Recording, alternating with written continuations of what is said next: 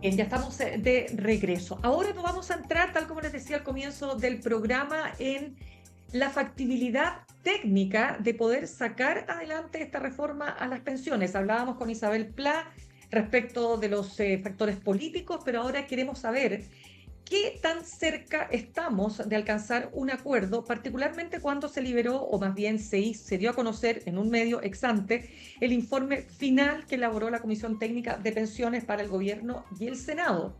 Y de este tema vamos a hablar ahora con el director de Espacio Público, economista Eduardo Engel. Eduardo, ¿qué tal? Gracias por estar con nosotros esta mañana. Buenos días, Mirna, también profesor de la Universidad de Chile para poner todas mis De afiliaciones. toda, pero me parece muy importante, lo digo, Facultad de Economía y Negocios, ¿no? Exactamente. Perfecto. Eduardo, a ver, de lo que se conoce hasta ahora hay tres aspectos de este informe que dice relación con una garantía, el bono de cuidados y cambios en la licitación de los afiliados. Lo estoy planteando solo porque acá de lo que se trata es aumentar las pensiones de los actuales jubilados y particularmente lograr equiparar las pensiones de las mujeres con los hombres, que porque vivimos más, se nos castiga más, aun cuando hayamos cotizado lo mismo que los hombres. ¿Cómo ves estos tres elementos que se han dado a conocer? Bueno, en el tema que relevabas recién, el tema de que las mujeres viven más y se les castiga por ese aumento jubilar, este informe de la Comisión Técnica efectivamente se hace cargo de ese desafío e incluye una compensación por esa diferencia, de modo que hombres y mujeres que jubilen por el mismo ahorro van a tener la misma pensión y en ese sentido pone los números sobre la mesa de los costos, etcétera, pero hace viable y le da un acuerdo transversal en el mundo técnico, esto pasa al mundo político, que es el que toma la decisión final, a esa demanda que parece sumamente justa. Ya, pero Eh, entonces, para entender ahí, ¿cómo se activaría ese mecanismo? Porque todo está, el gran nudo, tú sabes, y lo tienes más claro que cualquiera de nosotros, tiene que ver con que para la derecha ha habido como una suerte de mantra en cuanto a que ese 6% no se toca, el 6% adicional con cargo al empleador y que todo eso tiene que ir a las cuentas individuales. Pero han empezado a aparecer algunos atisbos de que podría abrirse una parte de solidaridad. Por lo tanto, para que vayamos despejando ahí, ¿cómo sería esto? ¿Cómo se plasmaría en la práctica?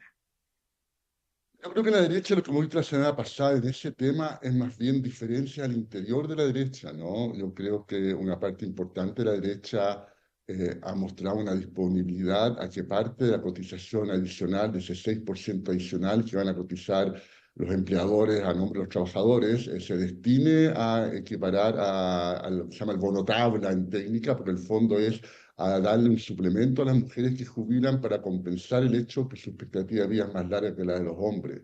Entonces, bien distinto la posición que tiene la derecha republicanos, por decirlo, frente a Renovación Nacional. Yo creo que es un tema en el cual uno ve más bien una parte importante de la derecha dispuesta a llegar a un acuerdo, lo cual obviamente tiene que materializarse. Este es un informe de una comisión técnica, es un insumo importante para contribuir a llegar a esos acuerdos, pero yo creo que esa posibilidad está y es real y debiera llegarse. Pero cuánto es esa posibilidad? Porque mira, acá se habla de varios temas que vamos a ir despejando contigo, pero respecto de ese llamado bono tabla, que lo que hace es buscar igualar las pensiones de hombres y mujeres, se habla de una garantía, que es un beneficio de 0,1 UF por año cotizado para los pensionados de 65 años o más. Ese es un punto. El bono tabla busca igualar las pensiones con el mismo ahorro. Pero ¿de dónde saldría esa plata para entenderlo bien? Son, son dos temas que se complementan, pero que son distintos. Ya, Uno es el bono tabla, que simplemente cuando se jubila una mujer se le da una plata adicional financiada por esta cotización adicional para que su pensión se iguale a la de un hombre que ahorró lo mismo. Lo segundo es cómo se mejoran las pensiones en general de la gente que ya está pensionada y la gente que va a pensionarse, y esa es la garantía. Entonces, bono tabla es equidad de género, garantía es mejorar las pensiones de todos los pensionados, donde se benefician hombres y mujeres a partir de esa cotización adicional. Y esa garantía es que para quienes hayan cotizado un mínimo de años, y ese mínimo La comisión técnica considera dos escenarios posibles, eso podemos conversarlo si quieres en un minuto, pero para que, a quienes hayan cotizado un mínimo, tenemos 0,1 F por año. Para ponerle número a eso, quienes tengan este mínimo de años cotizados, por cada 10 años que cotizaron son aproximadamente 40.000 pesos mensuales de pensión adicional. Y esto vale tanto para la gente que ya está pensionada como para la gente que va a pensionarse. Entonces la idea de garantía apunta a garantizar una mejor pensión para los ya pensionados y quienes van a pensionarse.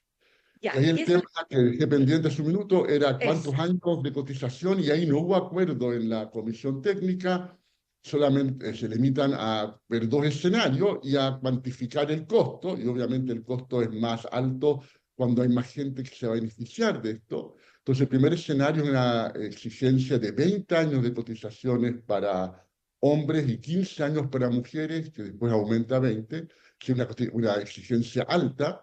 Y el segundo escenario es una exigencia de 5 años para hombres y mujeres, que es algo más cara, evidentemente, pero que beneficia a más pensionados y a más personas por pensionarse. Y además esa diferencia entre 25 también es importante porque, como sabemos, las mujeres en general contribuyen menos porque tienen más lagunas, en parte por temas de maternidad, y por lo tanto la fracción de mujeres que se beneficia es mayor en el caso de 5 que de 20 años como condición para acceder a este beneficio. ¿de dónde saldría ese dinero de acuerdo a lo que señala esta comisión técnica, este informe de la comisión técnica? Eso saldría en parte de un préstamo o un aporte diferido, como se ha llamado últimamente, que es básicamente de este 6% extra, y en parte vendría de fondos generales, digamos, y es un tema más bien técnico de detalle, pero sería una combinación de esos dos temas que financiarían el préstamo, es decir, parte del 6% y parte de fondos generales, que es una forma técnica de decir los impuestos que pagamos todos en Chile también irán a financiar eso, digamos. Esas son las dos fuentes que se proponen para financiar la garantía que incluiría esta eventual reforma de pensiones. Ya, pero eso implica, Eduardo, tocar parte de ese 6%, ¿no es así? ¿Cierto? ¿De qué manera? Pero es diferido, Mirna. Entonces, yo creo que en ese tema, en la derecha en general, esto primero fue una propuesta de la misma derecha, y dentro de la derecha tengo entendido que fue una propuesta de uno de los líderes de una de las, a mi juicio, versiones más extremas en esa derecha, del Con mi plata no, que el señor Bernardo Fontaner, que propuso esta idea, digamos, ahora la aterrizó esta comisión, le puso detalle, pero el fondo esta idea de lo que se llamaba préstamo, que ahora es un aporte diferido, viene de ahí, digamos, y que es precisamente que como me devuelven la plata que yo contribuyo al momento jubilar, además con interés, acá no habría de que están usando mi cotización para financiar la jubilación, las mejoras a la gente que ya está jubilada. Uno de los temas que molestaba mucho, al menos a buena parte de la derecha, era la idea de usar las cotizaciones de los trabajadores actuales para beneficiar a los pensionados actuales, y en este caso, como esa plata se devuelve al momento de jubilarse y además se paga el interés correspondiente, es para todos los efectos prácticos casi como invertir en el fondo E hoy en día, que el fondo en que se de menor riesgo, y por lo tanto no tendría este elemento que era particularmente molesto para sectores de derecha. Ya, pero lo que quiero preguntarte, porque ahí hay un tema que tú también planteas en una columna este domingo en el Mercurio, porque cuando uno dice, ya, yo me voy a jubilar, yo ya le presté plata al Estado para que para que le subiera las pensiones a los que estaban jubilados cuando yo cotizaba, yo estaba en mi etapa, ¿no es cierto?, activa laboral. Ahora el Estado me lo tiene que devolver y con intereses. ¿De dónde va a salir esa plata? Tú dices impuestos generales.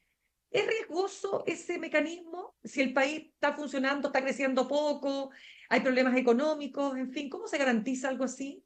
Es un buen tema. Hay que ver ahí los detalles del cálculo que hace la comisión técnica para ver si realmente está totalmente financiado o no.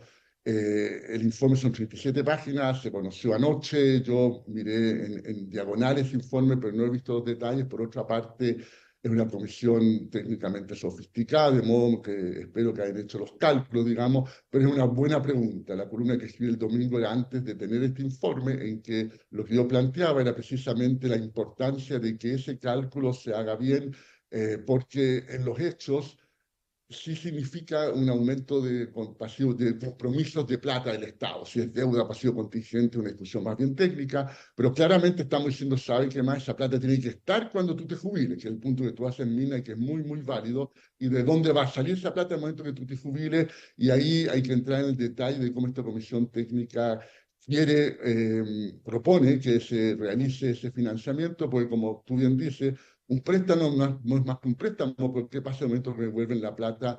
Y ahí, feliz que me eche un rato más, digamos, pero no he leído el detalle No, técnico, no, pero no te párrafo pregunto, del informe. no, pero olvídalo, o sea, además este informe ya dijeron que el solo hecho que se haya filtrado ponía en riesgo casi que los acuerdos, lo dijo el senador Coloma, vamos a ver, ojalá que, como dijo la ministra de Previsión de Trabajo y Previsión Social, Janet Jara, dijo, ojalá que no lo usen como argumento para no sacar adelante este proyecto. Pero mira, tú has estado detrás de esto cuántos años, ¿no?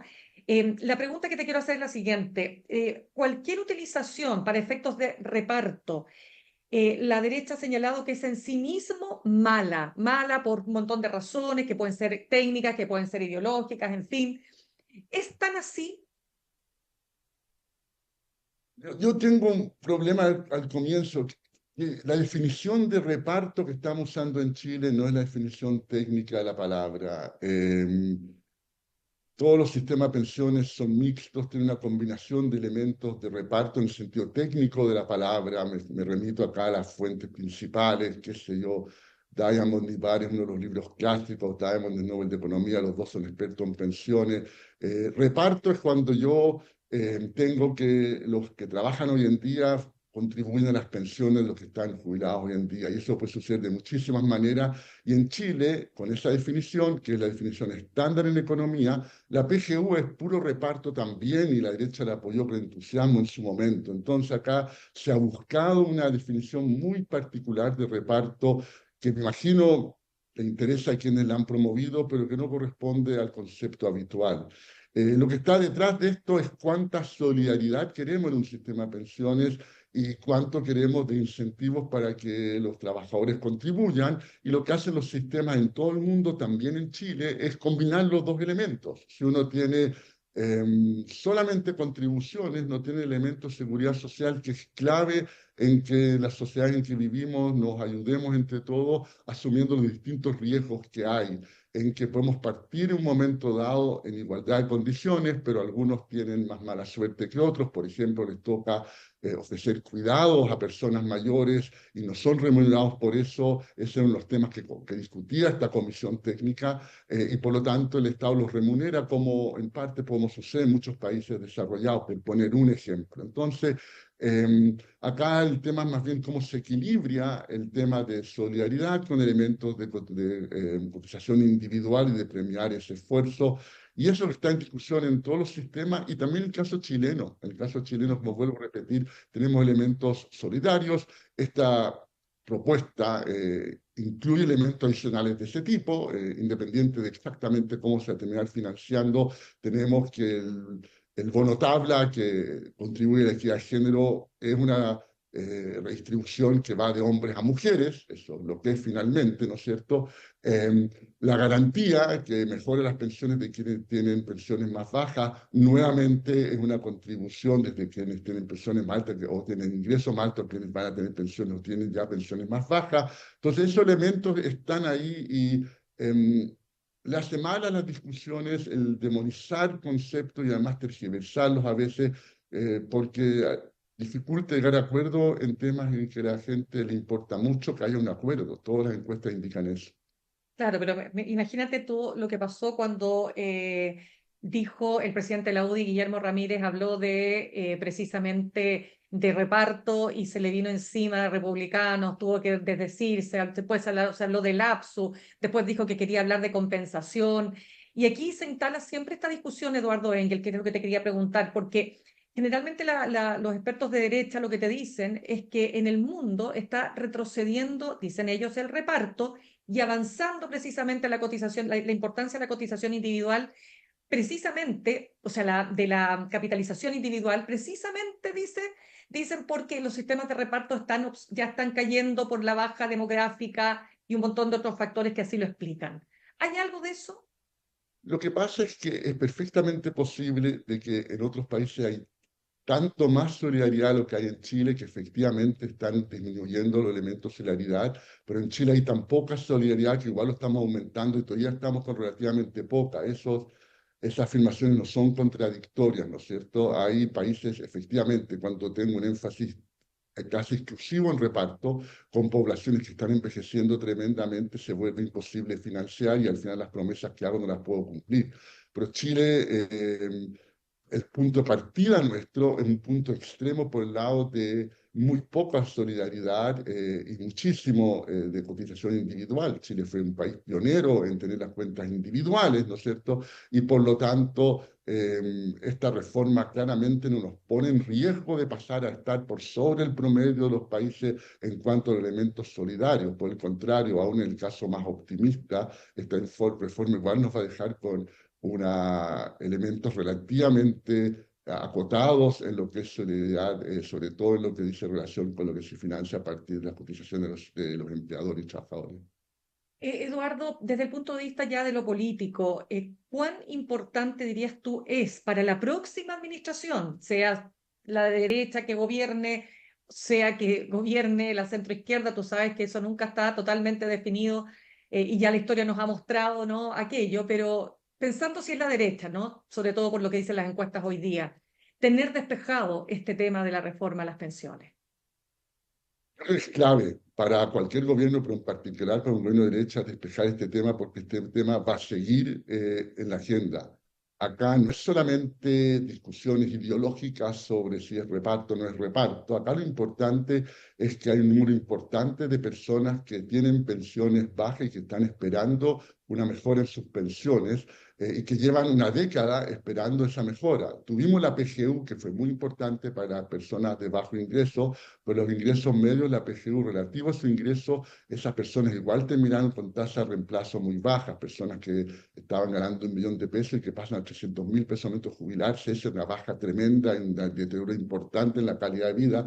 Esas personas siguen esperando una mejora importante en sus pensiones, aún para personas de ingresos muy bajos, igual los ingresos una vez que tienen pensión también son bajos. Entonces acá no es solamente el juego político, también es la necesidad de las personas. Y finalmente, mientras más se retrasa este tipo de reformas, más tenemos un terreno fértil para que emerjan liderazgos populistas, irresponsables, que prometen atajos que no van a cumplir, pero que tienen resonancia con las personas, pues la gente está frustrada frente a un sistema político que este es el tercer intento en casi una década, en 3 gobiernos distintos. Fracasaron los 2 gobiernos anteriores y ojalá que en esta legislatura se llegue a un acuerdo, sobre todo cuando uno ve una comisión técnica diversa que es capaz de hacer propuestas que avancen en los principales temas y que son propuestas en las cuales hay un consenso bastante amplio, en que obviamente la decisión es política finalmente, pero que al menos puede contribuir a que se alcance esa ansiada reforma. Eduardo Engel, para ti, ¿es importante la división de la industria, es decir, que haya una parte que se dedique a la administración y otra parte que se dedique a la inversión para darle más competencia? Yo inicialmente cuando partió esto, hace varios años, la última reforma, pensaba que eso era importante, pero en base a la nueva evidencia que fue emergiendo, creo que es mucho menos importante de lo que al menos yo creía, y en cambio emergió otra alternativa que es muchísimo más eficaz en lograr ese objetivo y que es licitar grupos de afiliados que ya están en el sistema. Lo que tenemos en Chile desde hace unos 15 años son licitaciones de los nuevos afiliados. Y esos nuevos afiliados han pagado comisiones mucho más bajas que los que ya llevamos tiempo en el sistema. Y el único motivo por el cual tenemos esa diferencia es porque los que ya estamos en el sistema no nos beneficiamos de esas licitaciones que sí se benefician los nuevos afiliados. Hay una propuesta concreta de ese tipo, la Comisión Técnica aborda esa propuesta, incluye algunas sugerencias y observaciones, pero en lo esencial mantiene esa propuesta de licitar, se llama stock de afiliados, pues son afiliados que ya vienen de antes. Y yo creo que eso sería una ganancia muy, muy importante que se ha cuantificado en estudio. El problema del sistema actual es doble. Primero, la AFP obtiene ganancias extraordinarias, es decir, ganancias más allá del riesgo habitual que asume cualquier empresario y que tiene que ser remunerado. Y esas ganancias habituales significan del orden de $400 millones anuales que obtienen más allá de lo normal que sería que obtuvieran empresas en su rubro. Pero a eso se agrega una ineficiencia porque al no competir tampoco tienen las tecnologías de punta y tampoco dan los servicios que pudieran dar, y esos son otros 300 a 400 millones, uno suma los dos y tenemos más de 700 millones de dólares anuales que estamos gastando de más en pensiones, en nuestras comisiones, producto de la falta de competencia. Y ahí la licitación de afiliados es un tema sumamente valioso y quiero agregar, en toda esta disyuntiva de si el 6 se va a 5,1, 4,2, 3,3, 5,5, 0,5, en esa forma de verlo no aparece esta licitación de afiliados. Yo creo que eso es igual de importante que buena parte de esa discusión de cómo se distribuye la cotización adicional. Es decir, acá es importante fijarse también en temas como este que no están capturados por esas cifras que muchas veces creemos resumen bien la discusión. Perdona, pero para que las personas que nos ven hasta ahora se entienda bien, ¿qué significa licitar a los antiguos? Para explicarlo súper claro, licitar a los antiguos, los que estamos ya, llevamos tiempo, no los que estamos entrando recién al sistema de capitalización individual, las FP. Perfecto. Significa, por ejemplo, que el próximo año toman todos los afiliados con apellido A, B y C, que parten con A, B y C, y una licitación competitiva a la menor comisión. Gana la FP que ofrece la menor comisión, la comisión que tú pagas probablemente bajaría a menos de la mitad de la que estás pagando ahora, y si por ese motivo no te gusta la FP a la cual fuiste asignada porque tu apellido está entre A, B y C, que no es tu caso ni el mío, pero para alguien que tiene un apellido ahí sería el caso, ¿no es cierto? Tienes siempre la opción de cambiarte de vuelta a tu AFP si te gustaba tanto. Es decir, esto solamente usar competencia por la cancha cuando competencia en la cancha no funciona. Entre las FP no compiten porque la mayoría somos súper flojos y no nos cambiamos de AFP. Y por lo tanto, si hago competir por el derecho a manejar mis ahorros previsionales, ahí logro que las pensiones bajen muchísimo. Y si este año fue A, B y C, en 2 años más sería D, E y F, y así sucesivamente hasta que en la propuesta que hace esta comisión en 8 licitaciones después, cada 2 años de la licitación, a los 16 años, todo el mundo habría pasado por una licitación de este tipo y por lo tanto todo el mundo tendría en forma automática la posibilidad al menos de tener una comisión mucho más baja de la que tiene en la actualidad. Para entender un punto, y ya vamos cerrando, pero entender estas famosas comisiones fantasmas de las que se hablaba, ¿eso queda resuelto de alguna manera? ¿No? ¿Cómo ves ese punto? Ese tema, hay un acuerdo que ya está en los acuerdos, los preacuerdos que iba alcanzando la Comisión del Senado y está resuelto en ese tema. Sí. Ya. Bien, pues Eduardo Engel, director de Espacio Público, economista y académico de la Universidad de Chile, de la Facultad de Economía y Negocios, gracias por haber estado con nosotros esta mañana. Muchas gracias a ti, Minda. Muy buen día. Muy bien, gracias. Saludamos a nuestros auspiciadores. Ahorrar cotidianamente se puede y de forma organizada, rápida y online con Ahorrando, la nueva funcionalidad de tu app Coopeuch, en donde puedes programar ahorros de manera fácil y entretenida, eligiendo tus propias reglas y metas. Haz que el ahorro sea parte de tu vida con Ahorrando de Coopeuch. Más información en coopeuch.cl. Y en el camino hacia un mejor futuro, muchos factores influyen, pero solo uno tiene el real poder de hacer la diferencia: tú. Recorre tu camino con nosotros, la Academia, Universidad Acreditada y Adscrita a Gratuidad, academia.cl. Me despido, los dejo para que continúen, ¿no es cierto?, siguiendo, por supuesto, todas las noticias de nuestro medio, El Mostrador, y nos reencontramos mañana a las 8 en punto. Que tengan un muy buen día. En el camino hacia un mejor futuro, el factor que hace la diferencia eres tú, la Academia. Universidad Acreditada y Adscrita a Gratuidad, academia.cl, y Copeuch Inversiones, el sitio donde todos pueden invertir, presentaron Al Pan Pan en El Mostrador Podcast. Cerramos por hoy Al Pan Pan con Mirna Schindler. De lunes a viernes de 8 a 9 de la mañana, entrevistas para partir el día. El Mostrador Podcast, el poder de la independencia.